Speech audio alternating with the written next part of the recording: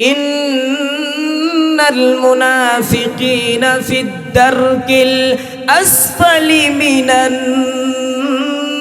নার।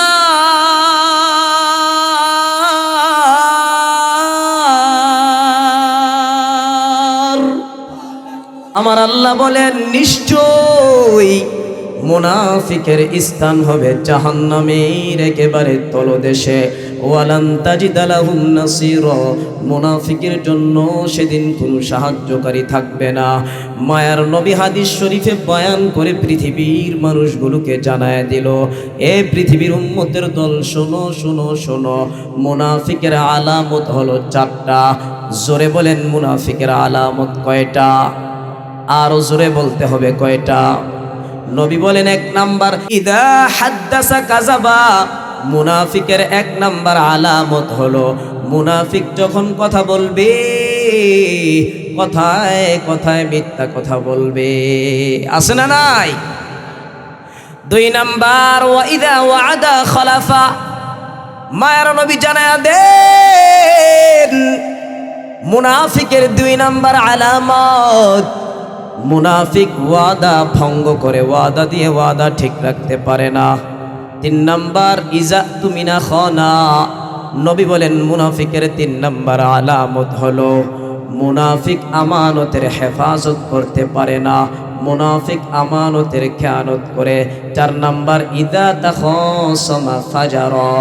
নবী বলেন, মুনাফিকের 4 নাম্বার আলামত হলো, মুনাফিক যখন কোনো মানুষের সাথে তর্ক বিতর্কে লিপ্ত হয়, যুক্তিকশালী কথা না বলতে পারলে কথায় কথায় বকা দেয়, মিথ্যা কথা কয়। ঠিক কিনা? আব্দুল্লাহ ইবনে মুবারক রাহমাতুল্লাহি আলাইহি, জগৎ বিখ্যাত একজন মুহাদ্দিস, উনি যখন যুবক ছিলেন সেই সময়ের এই ঘটনাটা।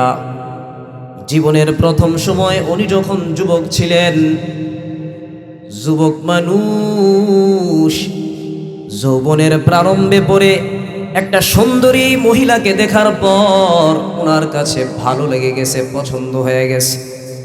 তৎকালীন সেই জামানায় ফেসবুক মেসেঞ্জারের যোগাযোগ করার মতো কোনো ব্যবস্থা ছিল না। এজন্য আব্দুল্লাহ ইবনে মুবারক রাহমাতুল্লাহি আলাইহি সুন্দরী মেয়েটার পিছনে পিছনে চলতে লাগলো। মেয়েটা সামনের দিকে যায় আর একটু পর পর পিছনের দিকে তাকায়, দেখে লোকটা তারে অনুসরণ করে করে হাঁটতেছে। বহুদূর যাওয়ার পর মেয়েটা পিছনের দিকে তাকায়, এবার বুঝতে পারলো সে তো আমাকে অনুসরণ করে করে আমার পিছু ধরে হাঁটতে হাঁটতে আসতেছে। সম্ভবত মেয়েটার পাশে কোনো লোক ছিল। এজন্য মেয়েটা আব্দুল্লাহ ইবনে মুবারককে বলে, আব্দুল্লাহ, আজকে যাও যাও, বাড়িতে ফিরে যাও, অমুক দিন অমুক জায়গায় অমুক স্থানে তুমি আসবা, তোমার সাথে দেখা হবে, সাক্ষাৎ হবে, কথা বলবো। এবার মন ভরা আনন্দ নিয়ে আব্দুল্লাহ ইবনে মুবারক বাড়িতে ফিরে যায়। বাড়িতে যাওয়ার পর সারাক্ষণ মনের মধ্যে একটাই চিন্তা, একটাই পেরেশান, আবার কখন আমার পছন্দের মানুষটার সঙ্গে আরেকবার সাক্ষাৎ হবে,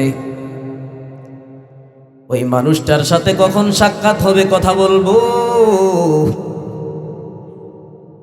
ওই মানুষটার সাথে আমি দেখা করব, কথা বলবো, কোন দিন সাক্ষাৎ হবে এ অপেক্ষা করতেছে। যেই দিন বিকাল বেলা যে স্থানে দেখা করার কথা, সেই দিন বিকাল হওয়ার আগে দুপুর বেলায় আব্দুল্লাহ ইবনে মুবারক সেই জায়গায় গিয়ে হাজির হয়ে গেল। মেয়েটার জন্য দাঁড়িয়ে দাঁড়িয়ে অপেক্ষা করতেছে আর চিন্তা করতেছে, আজকে আমার সেই সুন্দরী মেয়েটা আসবে, পছন্দের মানুষটা আসবে, আমি আমার মনের কথাগুলো উজাড় করে তাকে বলবো, তার কথাগুলো শুনবো। আব্দুল্লাহ ইবনে মুবারক রাহমাতুল্লাহি আলাইহি সুন্দরী মেয়ের জন্য অপেক্ষমান, অপেক্ষা করতেছে কখন সেই সুন্দরী মহিলাটা আসবে রে। তার সাথে কথা বলবে, আত্মার তৃপ্তি লাভ করবে। অপেক্ষা করতে করতে দুপুর ঘড়িয়ে বিকাল, বিকাল গড়িয়ে সন্ধ্যা হয়ে গেল, আসার নামে কোনো খবর নাই।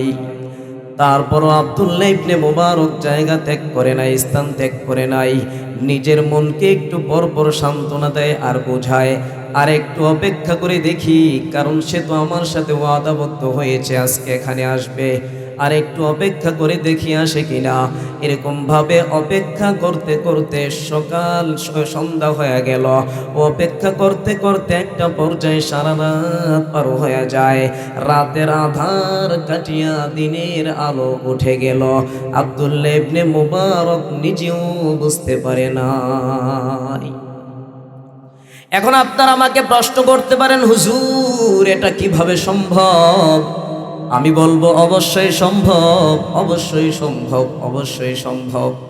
কারণ বর্তমান সময়ে আমাদের কলিজার টুকরা যুব সমাজ, একজন যুবকের হাতে যদি একটা মোবাইল উঠে দেন, ডিসকানেক্ট হয় না এরকম একটা ওয়াইফাই লাইন যদি আপনি তাকে অ্যাক্টিভ করে দেন, কানেক্ট করে দেন, যুবক যখন ইন্টারনেট, ফেসবুক, টুইটার, ইউটিউবের জগতে চলে যায়, কখন ঘন্টার পর ঘন্টা পার হয়ে যায় যুবক নিজেও টের পায় না। ঠিক কিনা? আরো জোরে বলেন ঠিক কিনা? আমরা তো খবরে দেখেছি টানা 48 ঘন্টা 50 ঘন্টা পাবজি খেলতে খেলতে এমন এক জগতে চলে গেছে, যুবক কোন জগতে হারিয়ে গেছে সে নিজেও বুঝতে পারে না। জোরে বলেন ঠিক কিনা? আব্দুল্লাহ ইবনে মুবারক রাহমাতুল্লাহি আলাইহির অবস্থাটা এমন, যুবক মানুষ যৌবনের প্রারম্ভে একটা সুন্দরী মহিলার জন্য অপেক্ষা করতে করতে সারা রাত কাটায় দিছে, সারা রাত পার হয়ে গেছে, তখনও যুবক দাঁড়িয়ে আছে।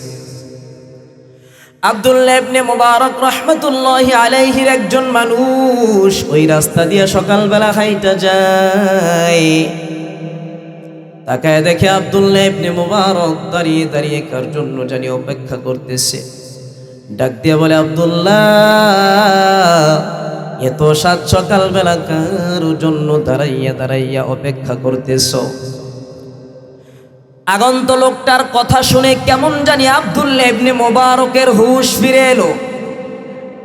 আব্দুল্লাহ ইবনে মুবারক ডাক দিয়ে কয়, ভাই, আমি তো এখানে সকালবেলা আসি নাই, আমি তো গতকাল দুপুর থেকে একজন মানুষের জন্য এখানে দাঁড়িয়ে দাঁড়িয়ে অপেক্ষা করতেছি, কিন্তু সেই মানুষটা আসে নাই, আমি আব্দুল্লাহ রে ধোঁকা দিয়েছে।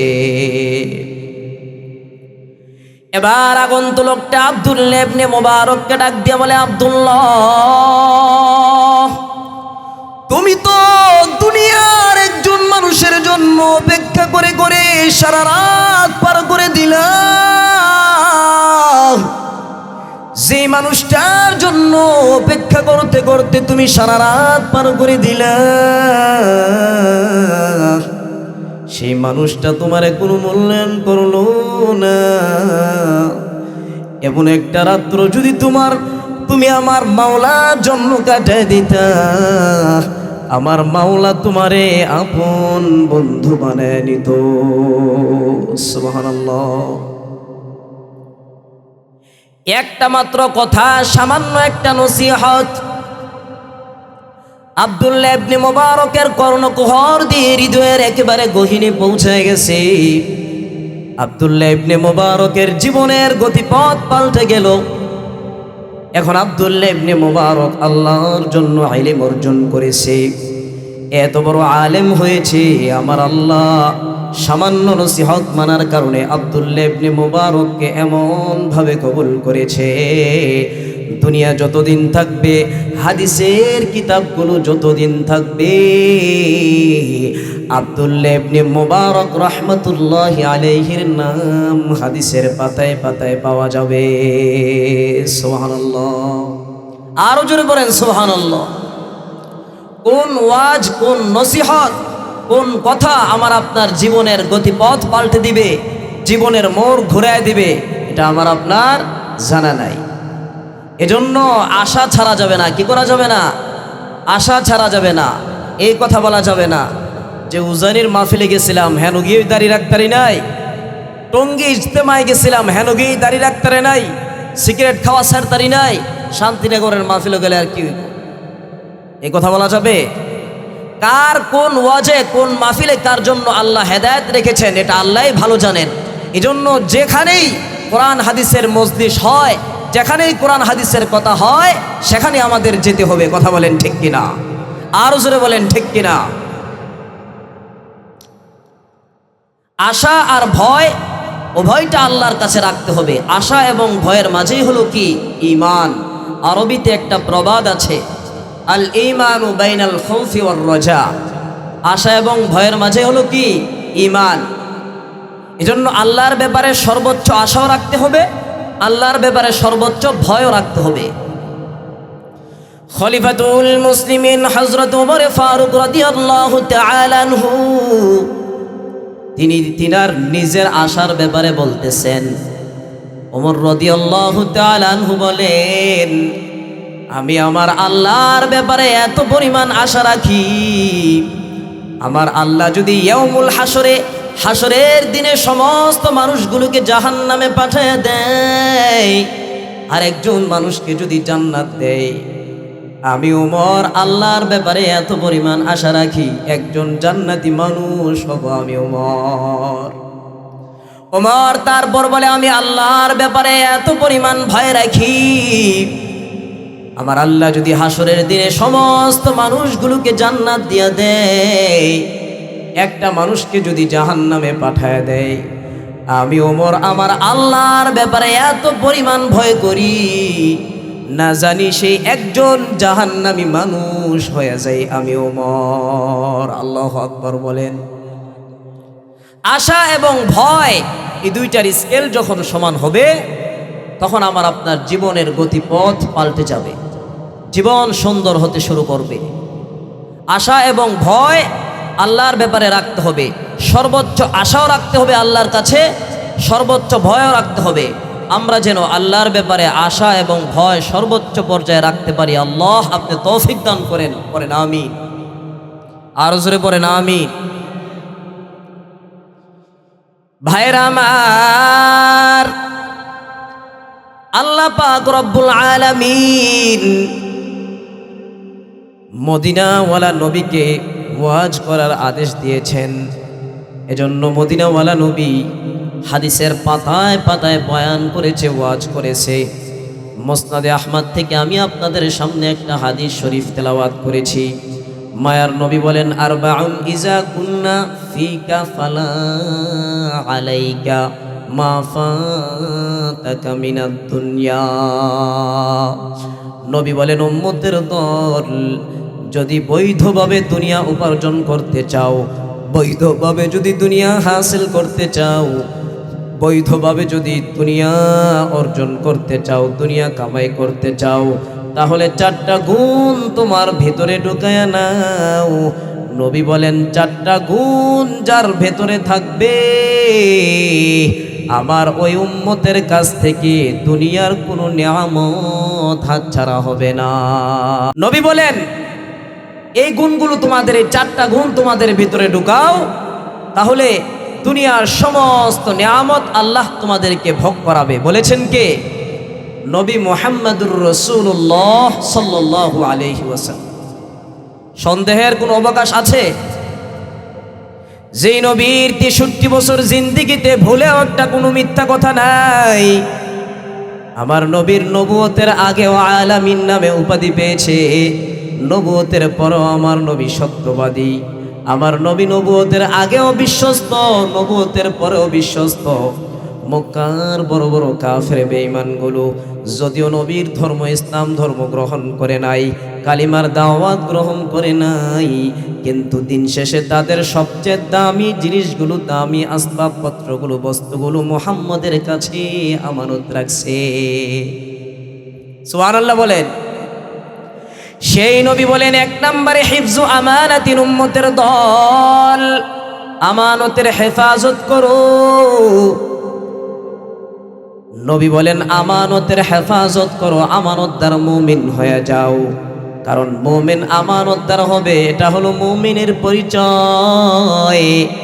আর আমানতের খেয়ানত করবে, এটা হলো মুনাফিকের আলামত। নবী বলেন মুনাফিক হলো কাফেরের চাইতেও আরো জঘন্য, মুনাফিকে তো ভয়ঙ্কর। আমার আল্লাহ মুনাফিকের ব্যাপারে কোরআনে যা বলেছেন, একজন কাফেরের ব্যাপারেও তা বলেন নাই। আল্লাহ তাআলা বলেন ইন্নাল মুনাফিকিনা ফিদ দারকিল আসফালি মিনান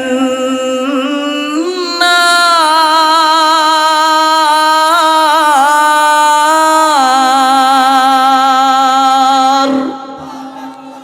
আরো জোরে পড়েন আল্লাহু আকবার। আমার আল্লাহ বলেন নিশ্চয়ই মুনাফিকের স্থান হবে জাহান্নামের একেবারে তলদেশে। ওয়ালান তাজিদা লাহুম নাসীরা, মুনাফিকের জন্য সেদিন কোনো সাহায্যকারী থাকবে না। মায়ার নবী হাদিস শরীফে বয়ান করে পৃথিবীর মানুষগুলোকে জানায় দিল, এ পৃথিবীর উম্মতের দল, শোনো শোনো শোনো, মুনাফিকের আলামত হলো 4টা। জোরে বলেন মুনাফিকের আলামত কয়টা? আরো জোরে বলতে হবে কয়টা? নবী বলেন 1 নাম্বার, ইদা হাদ্দাসা কাযাবা। মুনাফিকের 1 নাম্বার আলামত হলো মুনাফিক যখন কথা বলবে, কথায় কথায় মিথ্যা কথা বলবে। আছে না নাই? 2 নাম্বার, ওয়া ইদা ওয়াদা খলাফা।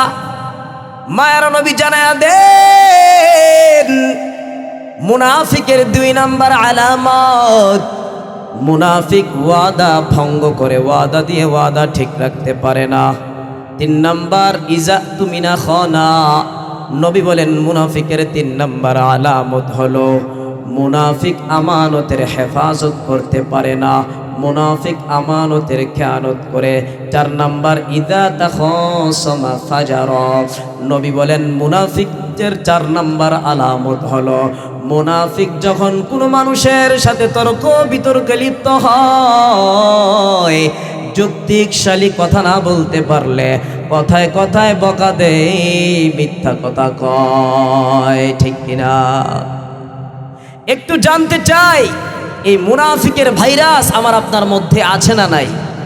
যে 4টা গুণের কথা বললাম, এই 4টা গুণের ভাইরাস আমার আপনার ভিতরে আছে না নাই? এগুলো থাকলে কি করতে হবে?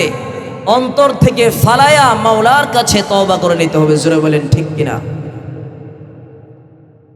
দেখেন না সমাজের মধ্যে কিছু মানুষ আছে কথার শুরুতেই দেয় গালি। যুক্তিতে যদি কথা না মিলাইতে পারে তাহলে কথার শুরুতেই কি করে? গায়ে জোরে দেয় একটা গালি। ও মনে করে ও কত বড় পাওয়ারফুল, বড় হেডামোলা, ঠিক কিনা? অথচ আমার নবী বলেন তোর মধ্যে মুনাফিকের জীবাণু আছে। যারা কথায় কথায় যুক্তি না মিলাইতে পারলে মস্তিষ্কের মধ্যে ধমক দেয়, বকা দেয়, পাওয়ার দেখায়, নবী বলেন তোর মধ্যে মুনাফিকের জীবাণু আছে। এই জীবাণু একদিন আপনাকে ধীরে ধীরে ক্যান্সার রোগের মতো শেষ করে দিবে। এর শেষ পরিণতি কি হতে পারে? ঈমানবিহীন মৃত্যু, অনন্তকালের জন্য জাহান্নাম, নাউজুবিল্লাহ।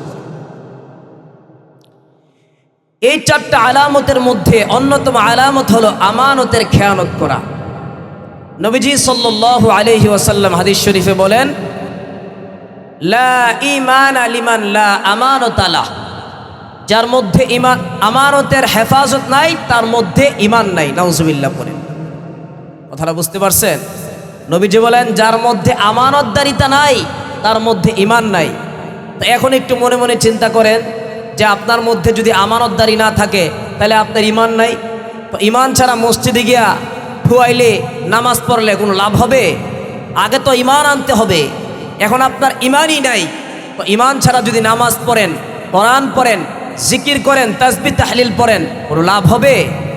এজন্য মুহতারাম হাজরিন, আপনার ঈমানকে যদি আপনি সুরক্ষিত রাখতে চান, ঈমানকে যদি আপনি মজবুত রাখতে চান, 1 নম্বরে আপনাদেরকে আমানতের হেফাজত করা লাগবে। জোরে বলেন ঠিক কিনা?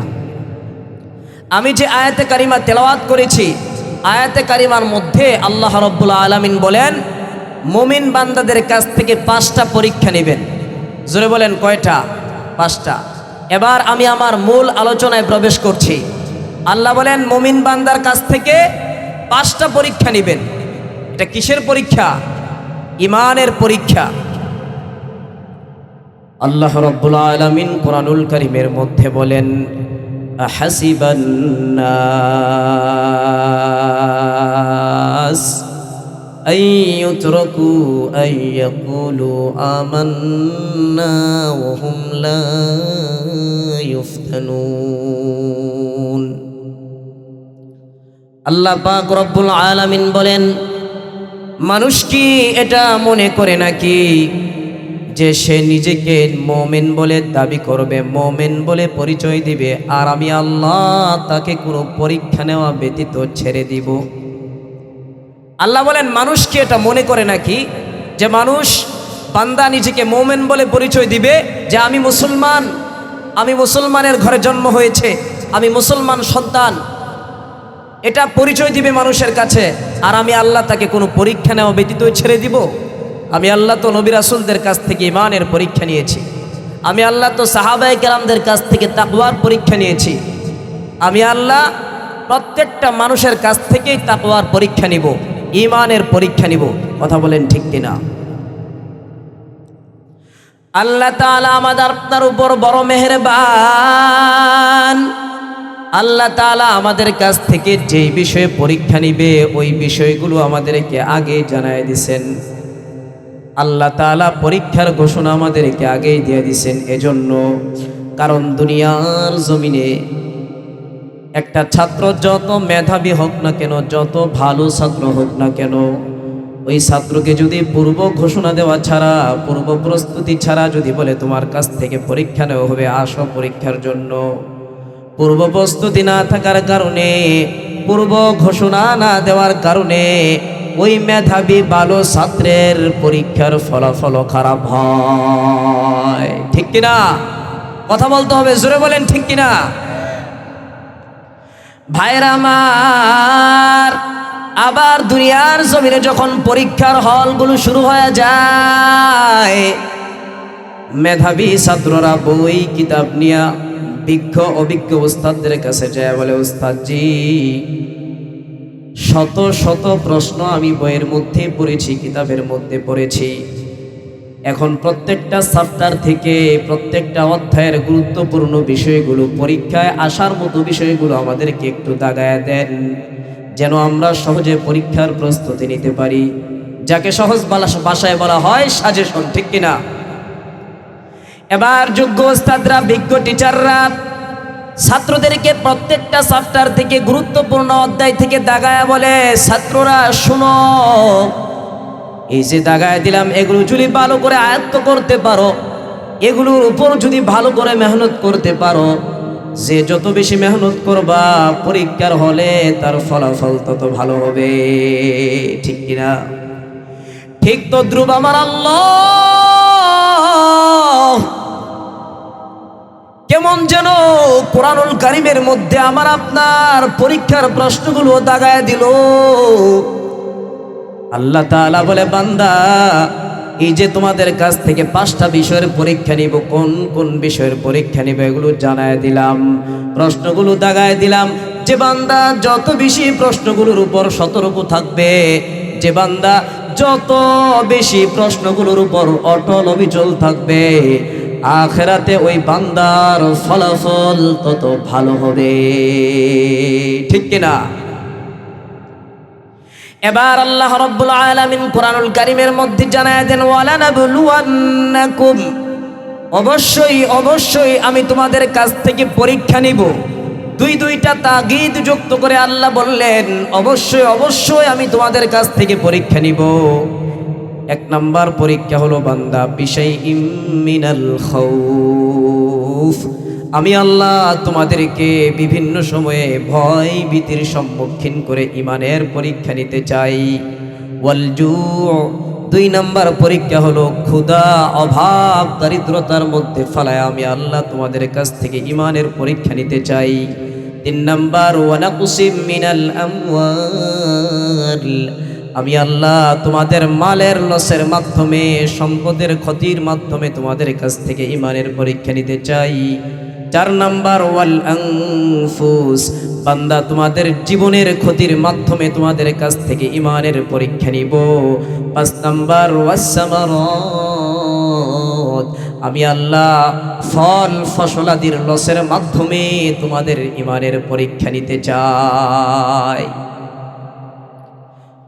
আমরা যদি আল্লাহর দ্বীনকে দুনিয়ার জমিনে প্রতিষ্ঠা করতে চাই, যে যত বড় আকারে প্রতিষ্ঠা করতে চাবে তার পরীক্ষার কঠোরতাও তত বেশি হবে। সাহাবায়ে কেরামদের কাছ থেকে আল্লাহ পাক রব্বুল আলামিন ঈমানের পরীক্ষা নিয়েছেন। শত শত ঘটনা আছে। সাহাবীরা ঈমানের পরীক্ষা দেওয়ার জন্য এমনভাবে প্রস্তুতি নিয়েছে।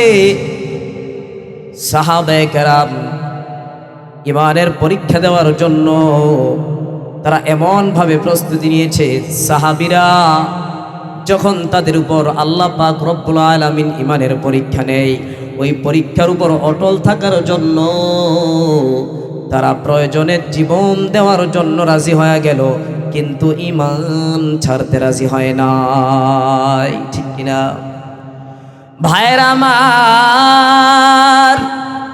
খলিফাতুল মুসলিমিন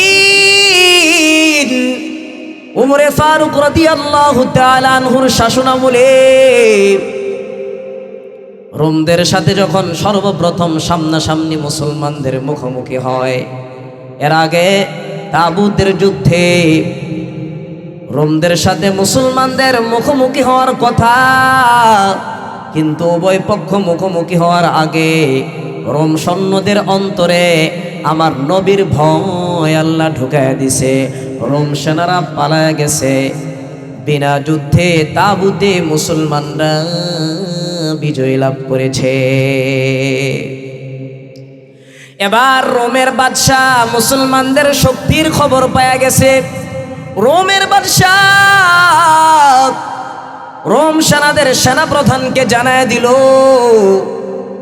যুদ্ধের ফলাফল যা হয় হোক, কিন্তু কিছু জীবিত মুসলমান সৈন্য ধরে আমার দরবারে তোমরা নিয়ে আসবা।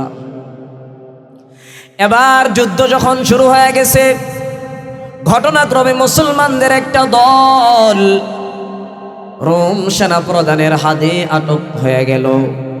এবার বাদশার দরবারে খবর পাঠানো হয়, বাদশা নামদার,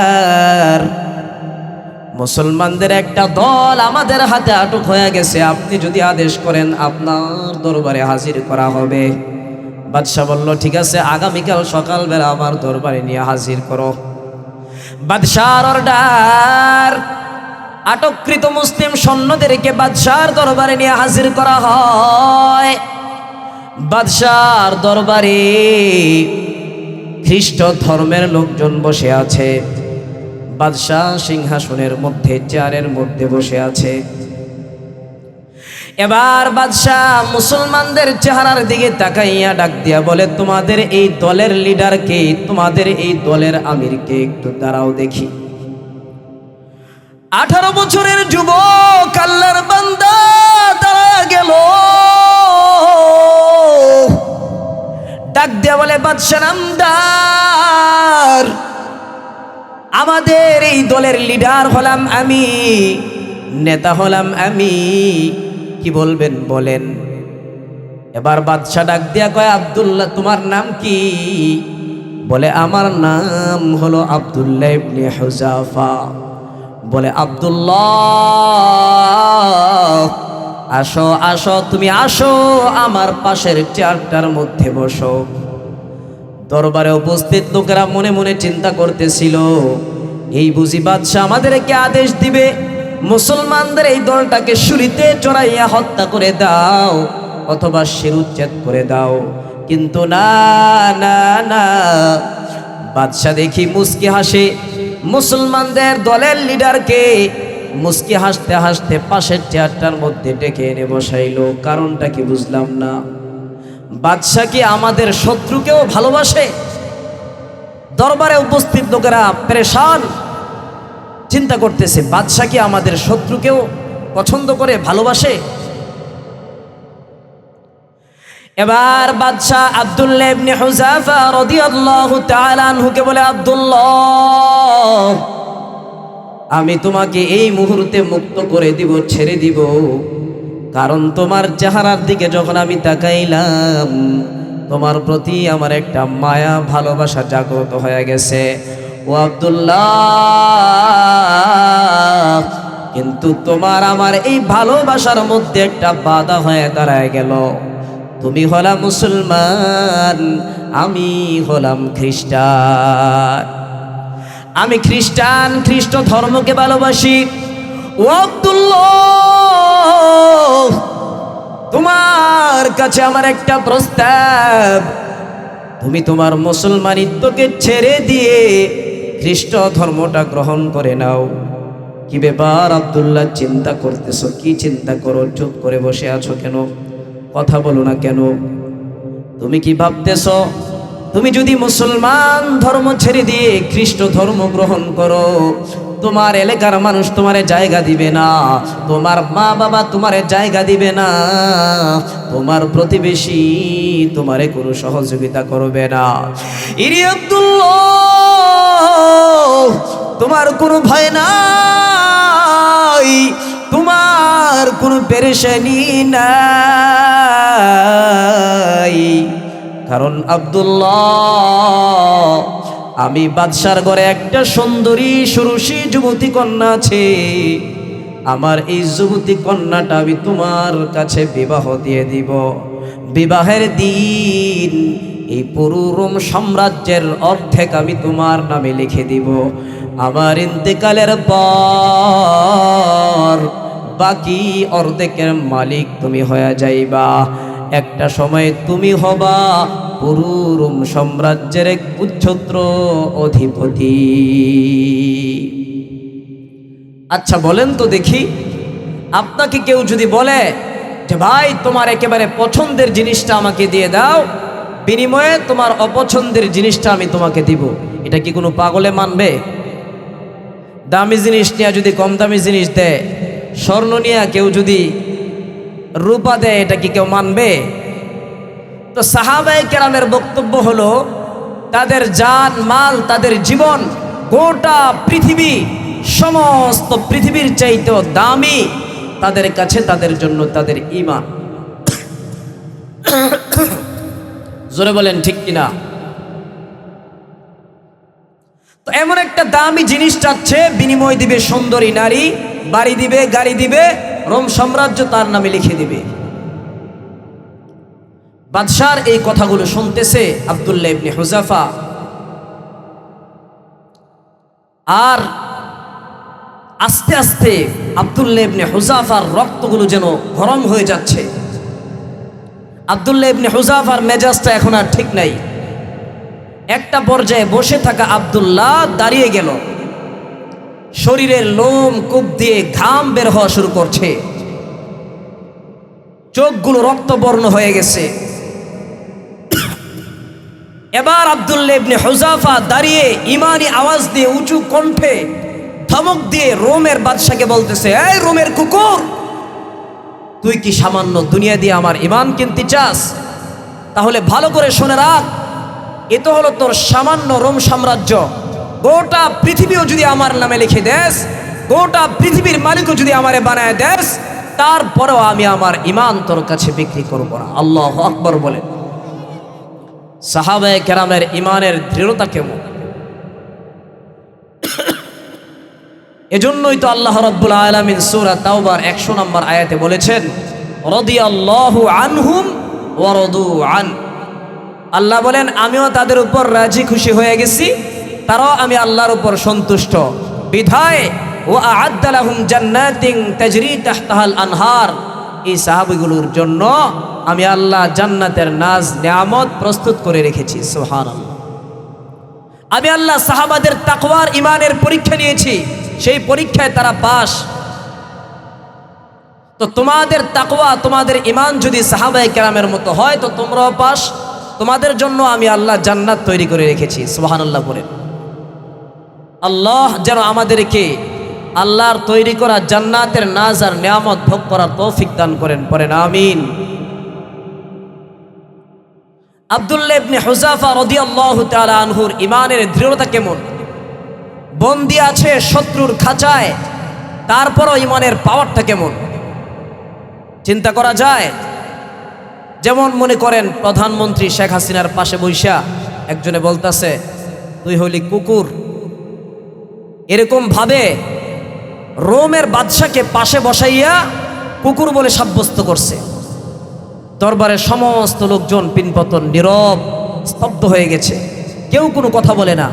কারণ যেই জিনিস জীবনে দেখে নাই, যেই কথা জীবনে শোনে নাই, সেই কথা আজকে তারা শুনলো যে আমাদের বাদশাকে একটা যুবক ধমক দিয়া কুকুর বলে সাব্যস্ত করলো। দরবারের লোকজনগুলো এই দৃশ্য দেখে সবাই স্তব্ধ হয়ে গেছে, কেউ কোনো কথা বলে না।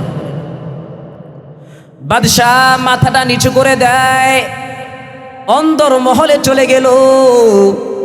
কিছুক্ষণ পর ফরমান পাঠায় দিছে, যাও যাও তাড়াতাড়ি তাকে জেলখানার ভিতরে আটক করো, খানাও দিবা না, পানিও দিবা না। ডাক্তারকে বলে দেওয়া হলো, ডাক্তার তুমি নজরদারি রাখবা, দেখবা যখন খানা পানির অভাবে মারা যায় অবস্থা, প্রাণটা বের হয়ে যাবে অবস্থা, ওই সময় আমারে খবর দিবা। এবার বাদশার কথা মতো আব্দুল্লাহ ইবনে হুযাফা রাদিয়াল্লাহু তাআলা আনহুকে জেলখানার ভিতরে আটক করে দেয়। এক সপ্তাহ পর হয়ে গেল, কোনো খানা পানি দেয় না। বাহির থেকে ডাক্তার এক সপ্তাহ পর নজর করে দেখে ভিতরে একটা মরা লাশের মতো পড়ে আছে। বাহির থেকে বোঝার কোনো উপায় নাই লোকটা কি জীবিত আছে না মারা গেছে। এবার ভিতরে গিয়ে ডাক্তার তাকায় দেখে খানা পানির অভাবে খাদ্যনালী শুকায় গেছে। এই মুহূর্তে যদি তার ভিতরে খানা পানি না দেওয়া হয়, যে কোনো সময় সে মারা যেতে পারে। দ্রুত গিয়া বাদশার কাছে খবর দেয়, বাদশাহ এই অবস্থায় এই ঘটনা। বাদশাহ বলে ঠিক আছে, তার জন্য খাবার নিয়ে যাও। খাবার নিবা শুকুরের গোশত, পানি নিবা মদ মেশানো পানি, আর তাকে এটা জানায় দিবা যেটা যে হারাম খাবার। বাদশার টার্গেট হলো এক সপ্তাহ পর্যন্ত খানা পানির অভাবে দৈহিক দুর্বলতা চলে আসছে, এখন যদি হারাম খাবার খাওয়াইতে পারি তাহলে তার ইমানি শক্তিও চলে যাবে। নাউজুবিল্লাহ বলেন। এবার ডাক্তার খানা নিয়ে জেলখানার ভিতরে হাজির হয়। ডাক দিয়ে বলে, আব্দুল্লাহ বাদশাহ তোমার জন্য খানা পাঠাইছে, শুকরের গোশত পাঠাইছে, পানি পাঠাইছে মদ মেশানো পানি। জীবনটা যদি বাঁচাইতে চাও তাহলে তাড়াতাড়ি খেয়ে নাও। যে আব্দুল্লাহ খানা পানির অভাবে দুর্বল হয়ে লাশ হয়ে পড়ে আছে, যখন শুনল বাদশাহ তার জন্য হারাম খাবার পাঠাইছে, এখন কোত্থেকে যেন শক্তি আসলো, লাফ দিয়ে শোয়া থেকে দাঁড়ায় গেছে। আল্লাহু আকবার বলেন। কয় ডাক্তার একটা ধমক দিয়ে বলে, যাও যাও বাদশার খাবার বাদশার কাছে রিটার্ন নিয়ে যাও। বলবা আব্দুল্লাহ আপনার খাবার আপনার কাছে আবার পুনরায় পাঠায় দিছে। এবার ডাক্তার গিয়া বাদশার কাছে বলে, বাদশাহ এমন একটা দৃশ্য দেখলাম বিশ্বাস করার মতো কথা না। তার খাদ্যনালী শুকায় গেছে খানা পানির অভাবে, খানাও নাই পানিও নাই। যখন বললাম হারাম খাবার আপনি পাঠাইছেন, এই কথা শোনার পর কোত্থেকে জানে তার শক্তি আসলো, লাফ দিয়ে উঠা দাঁড়ায় বলতেছে, বাদশার খাবার বাদশার কাছে নিয়ে যাও, হারাম খাবার আমি আব্দুল্লাহ খাবো না। এই কথা শোনার পর বাদশাহ আরো রাগে ক্ষোভে রাগান্বিত হয়ে গেছে। বাদশাহ কয় আচ্ছা ঠিক আছে, তার ইমানের বড়াই গিয়ে এবার দেখবো, ইমানের পাওয়ারটা কেমন এবার দেখবো। বাদশাহ ডাক দিয়ে বলে, জল্লাদকে ডাকো। জল্লাদকে আদেশ করা হয়, আগামীকাল সকালবেলা বড় ডেকচির মধ্যে পাতিলের মধ্যে পানি গরম করবা, তেল গরম করবা। বাদশার অর্ডার হয়ে গেছে। বাদশার অর্ডার মতো বড় ডেকচির মতো পাতিলের মধ্যে আগামীকাল সকালবেলা তেল গরম করা হয়ে গেছে। আব্দুল্লাহ ইবনে হুযাফাকে আমার সামনে হাজির কর। আব্দুল্লাহ ইবনে হুযাফা এক সপ্তাহ পর্যন্ত খানা পানির অভাবে শারীরিক বড় দুর্বল অবস্থায় পড়ে গেছে, নিজে একা একা চলতে পারে না। দুইজনের কাঁধে বর করে বাদশার সামনে গিয়ে হাজির হয়। এক পাশে ফুটন্ত টকবকে তেল, আরেক পাশে আব্দুল্লাহ ইবনে হুযাফাকে দাঁড় করা হয়েছে। বাদশা বলে, আব্দুল্লাহ তাকায়া দেখ, এখনো যদি বাঁচতে চাও ঈমান ছেড়ে দাও, আমি বাদশার কথা মেনে নাও। মানুষ যখন ঈমানের পরীক্ষা দিতে দিতে একটা স্তর ক্রস করে ফেলে, একটা লিমিট যখন ক্রস করে ফেলে, তখন তার কাছে তাকে যত কষ্টই দেওয়া হয় তার কাছে কষ্ট আর কষ্ট মনে হয় না। যত কঠোরতা তাকে দেখানো হয় তার ঈমানের পাওয়ার, ঈমানের গতি আরো তত বেশি বাড়তে থাকে। সুবহানাল্লাহ। আব্দুল্লাহ ইবনে হুযাফা ডাক দিয়ে কয়, বাদশাহ মারতে পারেন, জীবন দিতে রাজি আছি, কিন্তু আমি ঈমান বিক্রি করতে পারবো না। বাদশাহ এবার আদেশ দেয়, ঠিক আছে যাও, জেলখানার ভিতর থেকে একজন জীবিত মুসলিম কয়েদি ধরে আমার সামনে নিয়ে এসে হাজির করো। বাদশার অর্ডার। জেলখানা থেকে একজন জীবিত মুসলমান কয়েদিকে ধরে বাদশার সামনে এসে হাজির করলো। এবার বাদশাহ বলে, ফুটন্ত তেলের মধ্যে তাকে ছেড়ে দাও। ফুটন্ত তেলের মধ্যেই তাকে ছেড়ে দেওয়া হলো। আল্লাহর বান্দা যুবক, সাথে সাথে তার সমস্ত শরীর কিমা বাজার মতো হয়ে গেছে। যুবকের শরীর থেকে হাড্ডি মাংসগুলো আলাদা আলাদা হয়ে গেছে। আল্লাহর বান্দা যুবক শাহাদাতের অমীয় সুধা পান করেছে। সুবহানাল্লাহ। বাদশাহ আবারও ডাক দিয়া কয়, আব্দুল্লাহ এই যে তাকায় দেখো, তোমার দলের একজন লোককে কি অবস্থা করে ফেললাম, অচিরেই তোমার অবস্থাটাও এমন হয়ে যাবে। এখনো সময় আছে, ঈমান ছেড়ে দাও, আমি বাদশার কথা মেনে নাও। আব্দুল্লাহ ইবনে হুযাফার কথা একটাই। আব্দুল্লাহ ইবনে হুযাফা বারবার একটা কথাই বলে, বাদশাহ আমি মরতে রাজি আছি, আমার কাছে আমার ঈমানের দাম অনেক বেশি, আমি মরতে রাজি আছি, ঈমান বিক্রি করতে পারবো না। এবার বাদশাহ দুইজন যুবককে আদেশ করলো, যাও যাও, আব্দুল্লাহ ইবনে হুযাফাকে ফুটন্ত টকবকে তেলের পাতিলের দিকে নিয়ে যাও, ফুটন্ত তেলের মধ্যে আব্দুল্লাহকেও ছেড়ে দাও। দুই যুবক কাঁধে বড় করিয়া আব্দুল্লাহ ইবনে হুযাফারে যখন গরম ফুটন্ত তেলের দিকে নিয়ে যায়, এতক্ষণ আব্দুল্লাহ ইবনে হুযাফা স্বাভাবিক অবস্থায় ছিল, এখন আব্দুল্লাহ কান্দে, চোখ দিয়ে বেয়ে বেয়ে পানি পড়তেছে। বাদশাহ মনে মনে চিন্তা করে, মনে হয় মরণের ভয়ে কান্না করে। একটু জানতে চাই, সব কান্না কি ভয়ের কান্না নাকি খুশির কান্নাও আছে? জোরে বলেন, খুশির কান্না আছে না নাই? এবার বাদশাহ আব্দুল্লাহ ইবনে হুযাফারে ডাক দিয়া কয়, আব্দুল্লাহ কেন তুমি এখন কাপুরুষের মতো কান্না করো? এতক্ষণ তোমাকে বারবার সুযোগ দেওয়া হয়েছে, ঈমান ছেড়ে দাও, আমি বাদশার কথা মেনে নাও। এখন যখন মৃত্যুর সম্মুখীন হইতেছো, মৃত্যুর ভয়ে কেন কান্না করো? আব্দুল্লাহ ডাক দেয়া কয়, বাদশাহ আমি মৃত্যুর জন্য কান্না করি না, আমি মরণের ভয়ে কান্না করি না। তাহলে কেন কান্না করো? কয়, আমি এখন চিন্তা করি, আমার আল্লাহ তো আমারে একটা মাত্র জীবন দিয়েছে, আর একটা মাত্র জীবন, এটা আমি আমার আল্লাহর জন্য একবার কুরবান করতে পারবো, দুইবার পারবো না। ও বাদশাহ আমার তো মন চায়, আমার আল্লাহ যদি আমারে শত শত জীবন দান করত, আর আমি আমার আল্লাহর জন্য আমার শত শত জীবনগুলো কুরবান করে দিতাম। সুবহানাল্লাহ। আহলে কিতাব বিশ্বাসী বাদশাহ কয়, বাবারে বাবা, এত কঠিন ভয়ঙ্কর পরিস্থিতির সম্মুখীন হয়েও এখন বলতেছে মরতে রাজি আছে।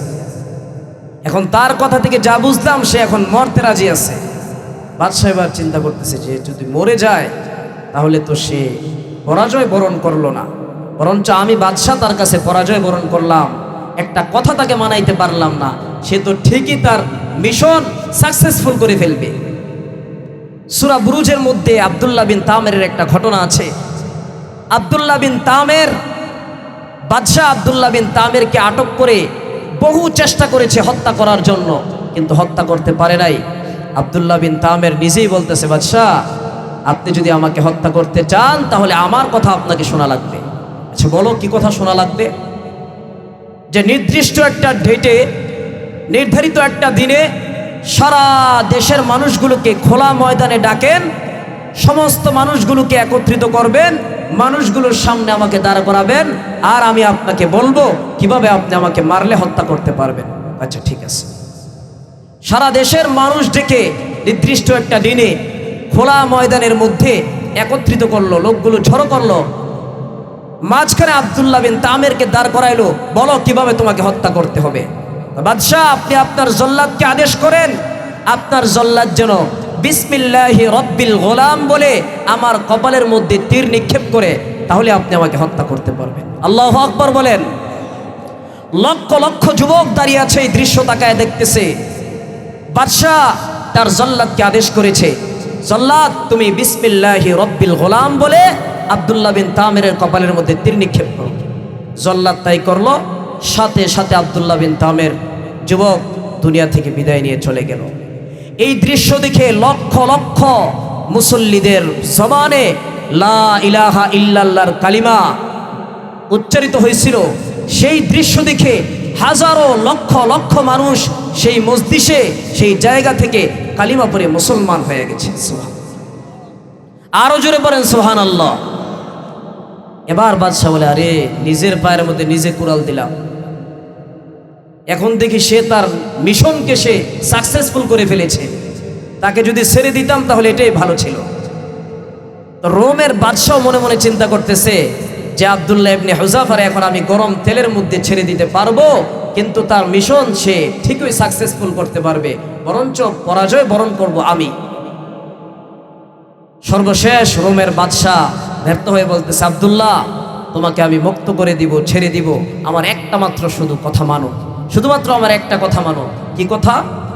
আরবের রীতি অনুযায়ী আমার কপালের মধ্যে একটা চুম্বন খাও, বিনিময়ে আমি তোমাকে মাফ করে দিব। আল্লাহু আকবার বলে। এটা কি চলতেছে আব্দুল্লাহ ইবনে হুযাফার সাথে? ইমানের পরীক্ষা চলতেছে, আল্লাহর আর বান্দার ইমানের পরীক্ষা চলতেছে। কথা কোন ঠিক কিনা? এবার কিছুক্ষণ চুপ করে থাকার পর আব্দুল্লাহ ইবনে হুযাফা বাদশাকে বলে, বাদশাহ আমি আপনার কপালে একটা চুম্বন করব, তবে শর্ত আছে। কি শর্ত? যেই চুমো খাওয়ার বিনিময়ে আপনার জেলখানার মধ্যে যত মুসলমান কয়েদি আছে সবাইকে আপনি ছেড়ে দিবেন, এর বিনিময়ে আমি আপনার কপালে একটা চুমো খাবো, কিন্তু আমার জীবনের বিনিময়ে না। বাচ্চা কয়, আচ্ছা ঠিক আছে, আমি সবাইকে মুক্ত করে দিব, ছেড়ে দিব, তারপরও তাড়াতাড়ি আমার কপালের মধ্যে একটা চুমো খা, আমার কথাটা শোন তাড়াতাড়ি। এবার আব্দুল্লাহ ইবনে হুযাফা বাদশার কপালে, রোমের বাদশার কপালে একটা চুম্বন খায়, আর বাদশাহ আব্দুল্লাহর সাথে ওয়াদা করেছে সমস্ত জেলখানার মুসলমান কয়েদিগুলোকে বের করে দিছে। সুবহানাল্লাহ। এই ঘটনা থেকে আমরা কি বুঝতে পারলাম, কি শিখতে পারলাম? আল্লাহ রাব্বুল আলামিন যে বলেছে যে তোমাদেরকে ভয়ভীতির সম্মুখীন করে ইমানের পরীক্ষা নিব, কোনো মুমিন বান্দা যদি ইমানের পরীক্ষার উপর চূড়ান্তভাবে অটল থাকে তাহলে মুমিনেরই চূড়ান্ত বিজয় হয়। জোরে বলেন ঠিক কিনা? এবার আল্লাহ রাব্বুল আলামিন বলেন 2 নাম্বার পরীক্ষা হলো জু'। আমি আল্লাহ তোমাদের কাছ থেকে ক্ষুধা, দরিদ্রতা, অভাব, অনটনের মধ্যে ফালাইয়া ইমানের পরীক্ষা নিব। আমাদের সমাজের মধ্যে কিছু মানুষ আছে, যদি ঘরের মধ্যে খাবার না থাকে, পকেটের মধ্যে টাকা না থাকে, ব্যবসার মধ্যে যদি লাভ না হয়, ওই খোদায় মনে হয় আমাদেরকে ভালোবাসে না, যার সম্পদ আছে তারে ভালোবাসে। ঠিক কিনা? অথচ আল্লাহ কোরআনুল কারীমের মধ্যে বলেন, ইন্নামা আমওয়ালুকুম ওয়া আওলাদুকুম ফিতনা। সন্তান আর সম্পদ হলো পরীক্ষা স্বরূপ। আল্লাহ দুনিয়ার মধ্যে সন্তান দিয়েছে, সম্পদ দিয়েছে মনে করেন না যে এটা নেয়ামত দিছে আমি খাইতে থাকি, হালাল হারামের কোনো দরকার নাই, শুকরিয়ার কোনো দরকার নাই। অথচ যারা সম্পদ পাওয়ার পর অহংকার করেছে, পৃথিবীর ইতিহাসে নজির আছে সম্পদ পেয়ে অহংকার করার কারণে আল্লাহ তাকে ধ্বংস করে দিয়েছে। বিশ্বাস হয় আপনাদের? কারুনের নাম শুনেছেন? নমরুদ, ফেরাউন, হামান, কারুনের নাম শুনেছেন? সেই কারুনকে আল্লাহ রাব্বুল আলামিন ওয়াডেল সম্পদের মালিক বানিয়েছে। এবার বনি ইসরাইলের নেতা মুসা আলাইহিস সালাতু ওয়াস সালাম বলে, কারুন, আল্লাহ তো তোমারে অনেক সম্পদের মালিক বানিয়েছে, তুমি আল্লাহর রাস্তায় যাকাত দাও। মুসা নবীর মুখ থেকে এই কথা শোনার পর কারণ রাগান্বিত হয়ে মুসা নবীর বিরুদ্ধে লেগে গেছে যে আমার এসে নসিহত করো, আর কোনো মানুষ হয় নাই। এবার মুসা নবীর বিরুদ্ধে নবীর চারিত্রিক অপবাদ দিতে শুরু করলো। একটা খারাপ মহিলাকে ভাড়া করেছে, ভাড়া করে নবীর বিরুদ্ধে চারিত্রিক অপবাদ দিয়েছে। এটা আল্লাহ সহ্য করতে পারে নাই। কি করতে পারে নাই? আল্লাহ এটা সহ্য করতে পারে নাই। সাথে সাথে আল্লাহ রাব্বুল আলামিন কারুনের অডেল সম্পদ সহ জীবিত অবস্থায় কারুনকে মাটির নিচে ডাবায় দিছে। নাউজুবিল্লাহ বলেন। মুফাসসিরিনে কেরাম বলেন এখনো পর্যন্ত কারুন জীবিত অবস্থায় তার সম্পদ সহ মাটির নিচে ঢুকতেছে, যাইতেছে। কিয়ামত পর্যন্ত এভাবে কারুন জীবিত অবস্থায় নবীর সাথে মিথ্যা অপবাদ দেওয়ার কারণে, সম্পদ নিয়ে অহংকার করার কারণে কিয়ামত পর্যন্ত এই সম্পদ নিয়ে জীবিত অবস্থায় মাটির নিচে ডাবতেই থাকবে। নাউজুবিল্লাহ বলেন। এজন্য ভাই, সম্পদ নিয়ে অহংকার করা যাবে? সম্পদ নিয়ে অহংকার করা যাবে না। 3 নাম্বার হলো ওয়ানাকুসিম মিনাল আমওয়াল। আল্লাহ বলেন তোমাদের মালের লসের মাধ্যমে ইমানের পরীক্ষা নিতে চাই। আমি শেষ করে দিব, একটু মনোযোগ সহকারে শুনেন। দেখবেন অনেক সময় দোকানের মালের লস হয়, দোকানে আগুন লেগে যায়, মিল, ফ্যাক্টরি, কারখানা আগুন লেগে পুড়ে যায়। তখন সবরওয়ালা মুমিন হতে হবে, ধৈর্য ধারণ করতে হবে। তখন আল্লাহ নাশুকরিয়া করা যাবে না। এই সম্পদের মালিক আপনার কাটায় বানাইছে, জোরে বলেন কে বানাইছে? আবার আল্লাহ নিয়ে নিছে, আলহামদুলিল্লাহ। আবার আল্লাহর পছন্দ হলে আল্লাহ দিবে। আল্লাহ বলেন এই মালের লসের মাধ্যমে আমি তোমাদের পরীক্ষা নিতে চাই। ওয়াল আনফুস, তোমাদের জীবনের ক্ষতির মাধ্যমে, রোগ বিমার, অসুস্থ, বালা মুসিবত দিয়ে তোমাদের ইমানের পরীক্ষা নিব আমি আল্লাহ। যখন তোমরা রোগাক্রান্ত হবা, রোগ বিমারে আক্রান্ত হবা, তখন আমি আল্লাহর নাশুকরিয়া না করে তখন তোমরা সবর করো, ধৈর্য ধরো। আমি আল্লাহ তোমাদের ইমানের পরীক্ষা নিতেছি। 5 নাম্বার ওয়াসসামারাত।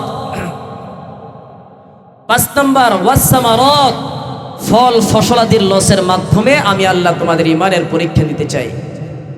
ফসল মার যায় কি যায় না? গৃহস্থী যে করেন, মায়ের যায় কি যায় না? তখন বলা যাবে না যে খোদাই কি আমারই দেখছে আর কেউ দেখলো না। তখন বলতে হবে ইন্না লিল্লাহ ওয়া ইন্না ইলাইহি রাজিউন। এটা তো একটা বালা মুসিবত, বিপদ আপদ আসলে কি বলতে হয়? ইন্না লিল্লাহি ওয়া ইন্না ইলাইহি রাজিউন। তো আল্লাহ রাব্বুল আলামিন বলেন, বান্দা এই 5টা পরীক্ষা তোমাদের কাছ থেকে আমি নিতে চাই। এই 5টা পরীক্ষার সম্মুখীন যখন তোমরা হবা, তখন আমি আল্লাহর কাছে সাহায্য চাও। কিভাবে আমি আর আপনি আল্লাহর কাছে সাহায্য চাবো, সেটাও আল্লাহ রাব্বুল আলামিন আমাকে আপনাকে জানায় দিয়েছেন।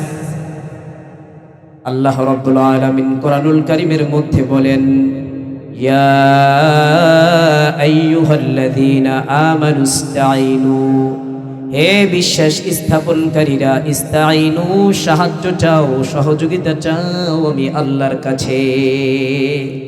সহযোগিতা কার কাছে যাব? না শাহজালালের মাজারও গিয়া? মাজারও গিয়া সহযোগিতা চাইবেন না আল্লাহর কাছে? কথা বলেন কার কাছে? আল্লাহ বলেন ইস্তাঈনু, সাহায্য চাও আমি আল্লাহর কাছে। কিভাবে চাইবা বান্দা? বিসসবরি ওয়াস সালাহ, ধৈর্য এবং নামাজের মাধ্যমে। আল্লাহু আকবার বলেন। এবার আল্লাহ রাব্বুল আলামিন বলেন, আমি আল্লাহ 5টা বিষয়ের উপর বান্দার কাছ থেকে ইমানের পরীক্ষা নিতে চাই। নবী আপনি তাদেরকে জানায় দেন। আল্লাহ বলেন ওয়াবাশশিরিস সাবিরিন, নবী দুনিয়ার মানুষগুলোকে আপনি সুসংবাদ জানায় দেন। আল্লাযীনা ইযা আসাবাতহুম মুসিবা ক্বালু ইন্না লিল্লাহি ওয়া ইন্না ইলাইহি রাজিউন। নবী, আপনি দুনিয়ার মানুষগুলোকে সুসংবাদ জানায়া দেন, যখন আপদ বিপদ আপদ বালা মুসিবতের সম্মুখীন হবে, ছোট মুসিবত হোক বড় মুসিবত হোক, বান্দা যেন সাথে সাথে পড়ে ইন্না লিল্লাহি ওয়া ইন্না ইলাইহি রাজিউন। ইন্না লিল্লাহি, আমি আমার আল্লাহর জন্যই, ওয়া ইন্না ইলাইহি রাজিউন, এবং আমি তার কাছে প্রত্যাবর্তন করব। আর আমার আপনার নবী আমাকে আপনাকে একটা দোয়া শিখিয়ে দিছে, আল্লাহুম্মা হজুরনি ফি মুসিবাতি ওয়া আখলিফ লি খায়রাম মিনহা। নবীজি বলেন, বিপদ আপদ বালা মুসিবতের সম্মুখীন হয়ে কোন উম্মত কোন বান্দা যখন পড়বে ইন্না লিল্লাহি ওয়া ইন্না ইলাইহি রাজিউন, আল্লাহুম্মা হজুরনি ফি মুসিবাতি ওয়া আখলিফ লি খায়রাম মিনহা, তাহলে বালা মুসিবতের কারণে, বিপদ আসার কারণে তার কাছ থেকে যা যা ক্ষতি হয়েছে তার চাইতে উত্তমটা আল্লাহ তাকে দান করবে। সুবহানাল্লাহ। উম্মে সালামা রাদিয়াল্লাহু তাআলা আনহা নবীজির কাছ থেকে এই দোয়াটা শিখেছেন। উম্মে সালামা রাদিয়াল্লাহু তাআলা আনহা ঘরের কাজ করতেছিলেন, সংসারের কাজ করতেছিলেন। কে যেন এসে বলতেছে, উম্মে সালামা, তোমার স্বামী আর দুনিয়ার জমিনে বেঁচে নাই। আচ্ছা বলেন তো, আমাদের সমাজের মধ্যে আপন স্বামী স্বামীর খবর যদি স্ত্রীর কাছে আইসা কয়, ওই গো অমুকের মা, তোমার জামাইগুল আমার নাই, ইন্নালিল্লাহ কইব নাকি কইব খোদাই কি আর কেউ দেখলো না, আমার এই ছোট মাসুম বাচ্চা কাড়ায় দেখবো, আমার এই সংসারের দায়িত্ব কে নিব, খোদাই কি আর অন্য কোনো সংসার দেখে নাই? এগুলি বলে কি বলে না? জোরে বলেন, বলে কি বলে না? ভাইয়েরা আমার, তখন উম্মে সালামা, এত আপন স্বামী, আয়েশা বলতেছে, উম্মে সালামা, তোমার স্বামী আর দুনিয়াতে নাই। উম্মে সালামার ব্রেনের মধ্যে, জেহানের মধ্যে সাথে সাথে এই কথাটা চলে আসছে। নবীজি না শিক্ষা দিয়েছে, বালা মুসিবত আসলে ইন্না লিল্লাহি ওয়া ইন্না ইলাইহি রাজিউন, আল্লাহুম্মা হজুরনি ফি মুসিবাতি ওয়া আখলিফ লি খায়রাম মিনহা, এটা পড়তে, আর এটা পড়লে বালা মুসিবত দিয়ে যেটা আমার ক্ষতি করেছে আল্লাহ, যেটা আমার ক্ষতি হয়েছে তার থেকে উত্তমটা আল্লাহ আমাকে দান করবে। উম্মে সালামার জেহানের মধ্যে এই কথাটা চলে আসলো। যখন একজন আয়েশা বলছে তোমার স্বামী আর নাই, সাথে সাথে পড়ে ইন্না লিল্লাহ ওয়া ইন্না ইলাইহি রাজিউন, আল্লাহুম্মা হজুরনি ফি মুসিবাতি ওয়া আখলিফ লি খায়রাম মিনহা। এবার উম্মে সালামার স্বামী দুনিয়াতে নাই। নবীজির জলিলুল কদর বড় বড় সাহাবীরা উম্মে সালামাকে অফার করেছে বিবাহের জন্য। উম্মে সালামা রাজি হয় নাই। এর মানে এটা না যে অহংকার করেছে। যারা অফার করেছে প্রত্যেকে ভালো ভালো মানুষ ছিল, প্রত্যেকে উম্মে সালামার কাছে ভালো ছিল, উম্মে সালামা জানতো। কিন্তু উম্মে সালামা এজন্য রাজি হয় নাই। উম্মে সালামা বলেছে যে আল্লাহর রাসূল না বলেছে যে বালা মুসিবত আসলে যদি এই দোয়াটা পড়ি, আল্লাহুম্মা হজুরনি ফি মুসিবাতি ওয়া আখলিফ লি খায়রাম মিনহা, তাহলে না আল্লাহ যেটা আমার কাছ থেকে হারাইছে তার থেকে উত্তমটা আল্লাহ আমারে দিবে। তো আমি তো আমার স্বামীকে হারাইছি, উত্তম একজন জিনিস হারাইছি, এখনো পর্যন্ত যারা আমাকে বিয়ের অফার দিয়েছে তারা তো আমার স্বামীর থেকে উত্তম না, আমার স্বামীর থেকে বেশি ভালো না। আমি অপেক্ষা করি দেখে আমার স্বামীর থেকে উত্তম আরেকটা আল্লাহ আমার জন্য ব্যবস্থা করে কিনা। আল্লাহু আকবার বলেন। এবার রহমতুল্লিল আলামিন নবী কানে এই খবর যায়। নবীজি একজন লোক দিয়া উম্মে সালামার কাছে নবীজির নিজের জন্য বিয়ের অফার পাঠায়, প্রস্তাব পাঠায়। আল্লাহু আকবার বলতেন না? উম্মে সালামা প্রথমবার এই কথা শোনার পর হাবানা কিছুই বলে না। দ্বিতীয়বার নবীজি আবার উম্মে সালামার কাছে বিবাহের প্রস্তাব পাঠানোর পর উম্মে সালামা বলেন যে দেখেন, আমার তো অনেক রাগ, আমার তো অনেক মান অভিমান, আমার স্বামী এগুলো মেনে নিত, কিন্তু নবীজির সাথে যদি আমি মান অভিমান করি তো নবীজির সাথে শানে তো বেয়াদবি হবে, আল্লাহর রসুলের সাথে তো বেয়াদবি হবে, এজন্য আমি রাজি হইতে চাচ্ছি না। তো আল্লাহর রসুল এবার সরাসরি নবীজি বলতেছে, উম্মে সালামা, তোমার মান অভিমান আর থাকবে না। আল্লাহ রাব্বুল আলামিন নবীজির সাথে কিভাবে সংসার করতে হবে, কিভাবে দাম্পত্য জীবন করতে হবে, সেই জেহান, সেই চিন্তা ধারণা তোমাকে আল্লাহ দান করবে। আর তোমার যে ছোট্ট কন্যা সন্তানটা আছে তার জন্য আমি আল্লাহর কাছে দোয়া করব, আল্লাহ যেন তার ভবিষ্যৎ ভালো করে দেয়। নবীজির সাথে উম্মে সালামার বিয়ে হয়ে গেল।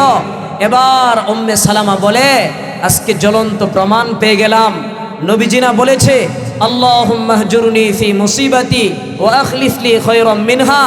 বিপদ আপদ মুসিবত আসলে এই দোয়া যদি পড়ি, তাহলে আল্লাহ আমার কাছ থেকে যেটা নিয়েছে তার থেকে উত্তমটা দিয়ে আল্লাহ আমাকে খুশি করবে। আজকে তার জ্বলন্ত প্রমাণ হয়ে গেল, আমার কাছ থেকে যে স্বামী হারিয়েছে এর বিনিময়ে আল্লাহর কাছ থেকে আমি আজকে এমন একজন স্বামী পেয়েছি, আল্লাহর রসুল আল্লাহর নবীকে আমি স্বামী হিসাবে পেয়েছি। সুবহানাল্লাহ। মুহতারাম হাজরিন, এজন্য আমি আর লম্বা করব না। যখনই আমাদের বিপদ আপদ ভালা মুসিবত আসে, চাই সেটা ছোট হোক আর বড় হোক। এখন তো আমাদের সমাজে ইন্নালিল্লাহ বললে আমরা বলি যে কারায় মরছে। আচ্ছা বলেন তো, ইন্নালিল্লাহর সাথে আমাদের পরিচয় হলো, কেউ যদি আমাদের সামনে ইন্নালিল্লাহ পড়ে আমরা কই কারায় মরছে, বলি কি বলি না?